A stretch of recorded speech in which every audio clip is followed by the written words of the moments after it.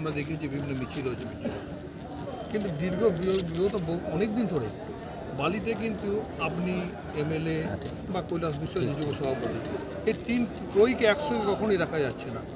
Maximum সময় এই মিটিংয়ে দেখা যাচ্ছে যে এমএলএ অনুপস্থিত। এর কি কোনো নির্দিষ্ট কারণ আছে?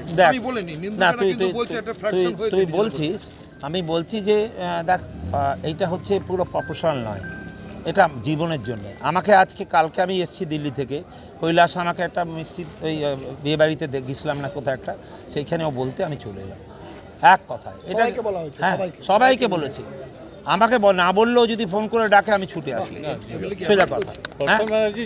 এবং কাউকে কিছু বলছি না, আমার কিন্তু ওই বাজে কথা আমি বলছি না, কিন্তু না অ্যাভয়েড কেন, অ্যাভয়েড করতে।